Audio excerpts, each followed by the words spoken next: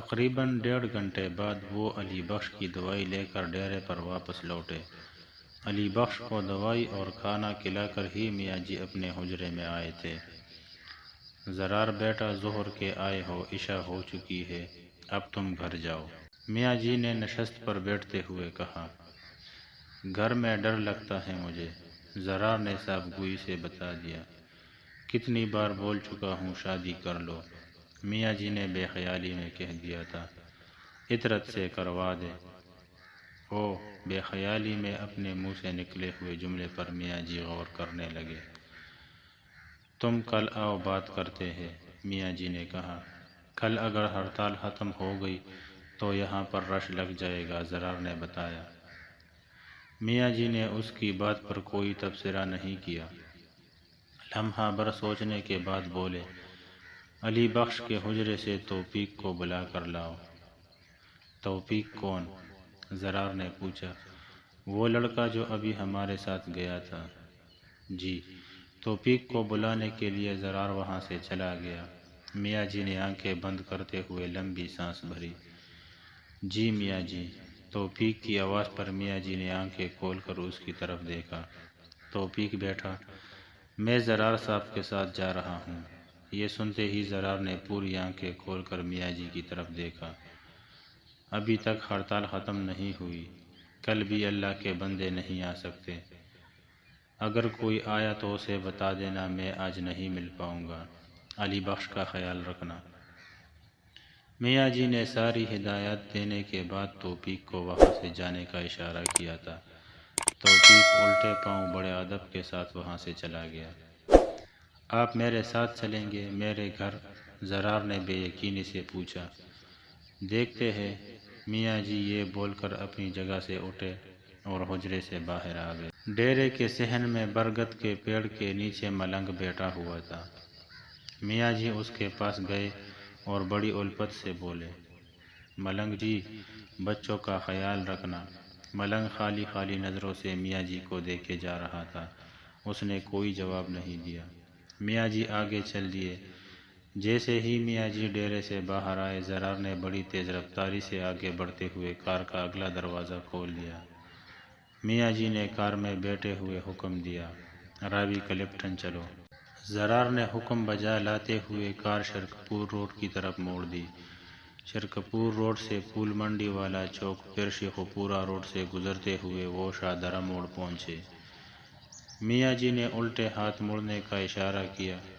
اب ان کا منہ مریدکے کی طرف تھا۔ کچہری کے برابر جا کر میاں جی نے یو ٹرن لینے کا اشارہ کیا۔ کار کا منہ واپس شاہدرہ موڑ کی طرف ہو گیا۔ کچہری کے ساتھ ہی میاں جی نے پھر الٹے ہاتھ مڑنے کا اشارہ کر دیا۔ نور جہاں کے مقبرے کے سامنے سے ریلوے ٹریک کے نیچے بنے ہوئے انڈر پاس سے گزر کر اب کار مقبرہ جہانگیر کی مغربی دیوار کے ساتھ ساتھ جا رہی تھی۔ جیسے ہی الٹے ہاتھ مقبرہ جہانگیر کا وہی مرکزی دروازہ آیا، زرار نے کار روک دی۔ زرار نے جا کر اسی مقام پر بریک لگائی تھی جہاں پر اس نے عطرت کو چھوڑا تھا۔ سیدھا چلو، میاں جی نے پرانے راوی کے پل کی طرف جانے والی سڑک کی طرف اشارہ کیا تھا۔ زرار پھر سے کار چلانے لگا۔ اب اس نے اس گلی کے سامنے کار روک دی تھی جس میں عطرت داخل ہوئی تھی۔ میاں جی نے اپنی عقل و دانش کے زور پر وہ سارا منظر دیکھ لیا تھا۔ وہ زرار کی طرف دیکھ کر ہلکا سا مسکرائے، پھر کہنے لگے، اب جہاں میں کہوں وہاں کار کھڑی کرنا۔ مین روڈ پر واقع ایک قبرستان کے بعد والی گلی کے سامنے میاں جی نے اشارہ کیا۔ زرار نے کار روک دی۔ کار سے اترتے ہوئے میاں جی بولے، مجھے تھوڑی دیر لگ سکتی ہے، جانا چاہتے ہو تو چلے جاؤ۔ زرار نے گردن کو نپی میں ہلاتے ہوئے دل میں کہا، جو کام ماما پاپا نہیں کر سکے وہ میں کروں گا۔ میاں جی چلے گئے۔ ہڑتال کے باوجود سڑک پر ذاتی سواریوں کی وجہ سے رونق تھی۔ زرار نے سڑک کنارے کار لگانے کے بعد اسے اندر سے لاک کر لیا۔ کیا ہے 21 گرام، اتنا سا وزن کم ہونے سے انسان مر کیوں جاتا ہے؟ اس نے خود کلامی کی۔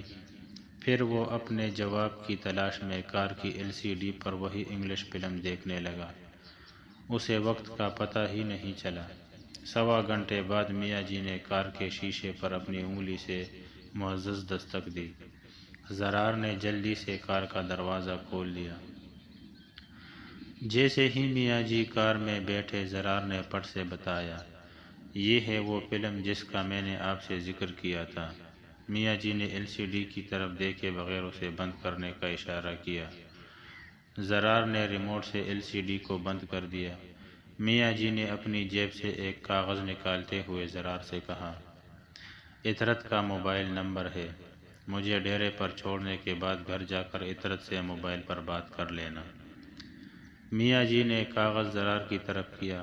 زرار نے کاغذ کو پکڑتے ہوئے پوچھا، کس سلسلے میں؟ شادی کا ارادہ بدل تو نہیں گیا؟ میاں جی نے سوالیہ انداز میں پوچھا۔ نہیں، وہ مان گئی کیا؟ زرار نے بکلاہٹ میں پوچھا۔ اس کی کچھ شرطیں ہیں۔ کیسی شرطیں؟ زرار نے تھوڑی پریشانی کے ساتھ پوچھا۔ فون کرو گے تو شرطیں بتا دے گی۔ میاں جی نے یہ بولتے ہوئے کار چلانے کا اشارہ بھی کیا۔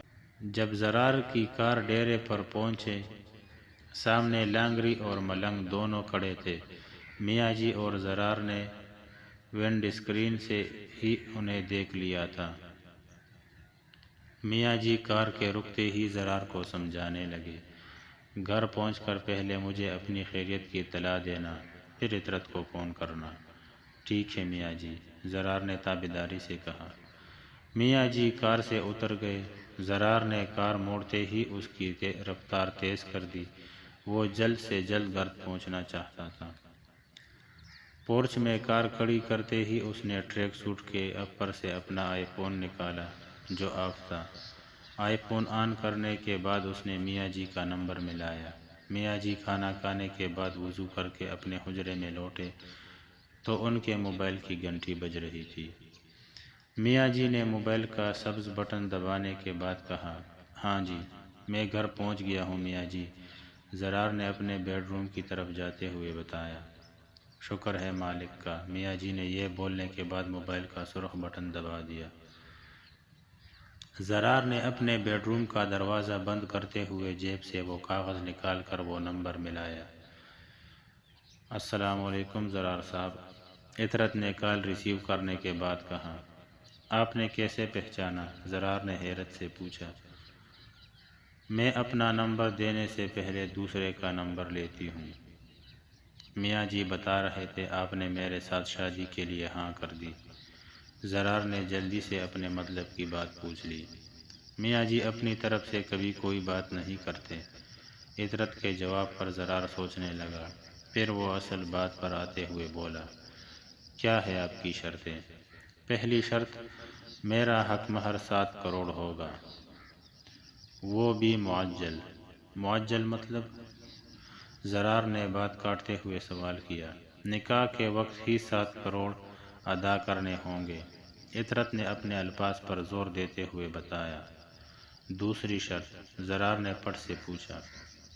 نکاح کے بعد رخصتی نہیں ہوگی، پہلے ہم دونوں عمرہ کرنے جائیں گے اور اپنے اپنے خرچے پر۔ عطرت کی بات اس بار بھی زرار نے کاٹتے ہوئے مچلتے لہجے سے پوچھا، آپ میرے ساتھ عمرہ کرنے جائے گی؟ عمرے پر جا رہے ہیں، ہنی مون پر نہیں، جو تم سوچ رہے ہو رخصتی سے پہلے ویسا کچھ نہیں ہوگا، عطرت نے ختمی انداز میں بتایا۔ مچلتے لہجے کو جلتے لہجے میں بدلنے میں چند گھڑیاں ہی لگی تھی۔ زرار نے جلے بھنے انداز میں بتایا، میں تمہارا باڈی گارڈ بن کر تمہارے ساتھ نہیں جا سکتا، آپ سے تم پر آنے میں تمہیں زیادہ وقت نہیں لگا، محرم اصل میں باڈی گارڈ ہی ہوتا ہے۔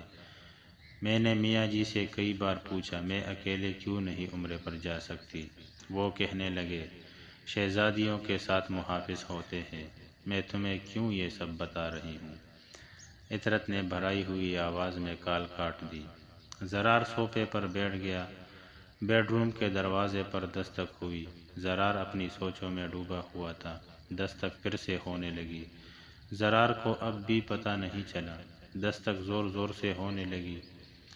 ہاں کون ہے، آ جاؤ، زرار نے چونک کر کہا۔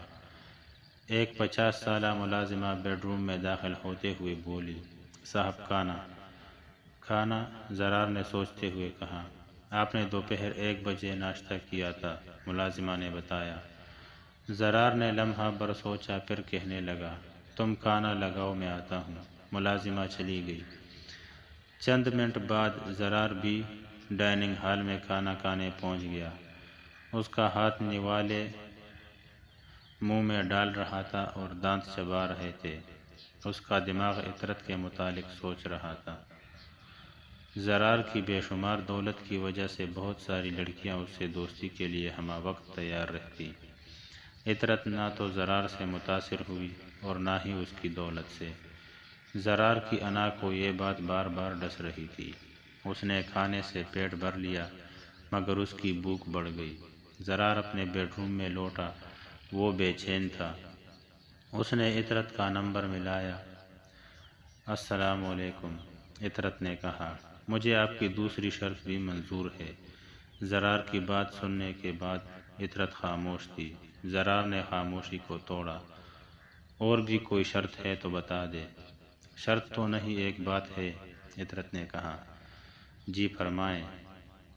زرار ہلکے سے طنز کے ساتھ بولا تھا، ابھی تم میری اتنی ہی عزت کرو جتنی ساری زندگی کر سکتے ہو۔ عطرت یہ بول کر خاموش ہوئی تو زرار نے پٹ سے پوچھ لیا، وہ بات کیا تھی؟ یہی بات تھی، میں تمہیں تم کہتی ہوں اور تم سے تو پھر کبھی نہیں آؤں گی۔ تم، آپ اور تم میں سے ابھی کسی کو چن لو۔ آپ؟ زرار نے بات کاٹتے ہوئے بتایا، ساتھ ہی اپنے دل کی آرزو بھی بتا دی۔ میں چاہتا ہوں ہم کل نکاح کر لیں۔ اتنی جلدی کیوں نکاح کرنا چاہتے ہو؟ محبت ہو گئی ہے آپ سے۔ زرار نے جلدی سے عطرت کے سوال کا جواب دیا۔ ٹھیک ہے، کل دوپہر کو تم میاں جی لانگری اور علی بخش کو لے کر میرے گھر آ جاؤ، 2 گواہ محلے سے ہو جائیں گے، عطرت نے کہا۔ مطلب میں اپنی طرف سے کسی کو نہیں لا سکتا؟ زرار نے شکایتی انداز میں پوچھا۔ میں نے کب منع کیا؟ حق مہر کی رقم ساتھ لے کر آنا، کل ملاقات ہوتی ہے۔ عطرت نے یہ سب کہہ کر کال کاٹ دی۔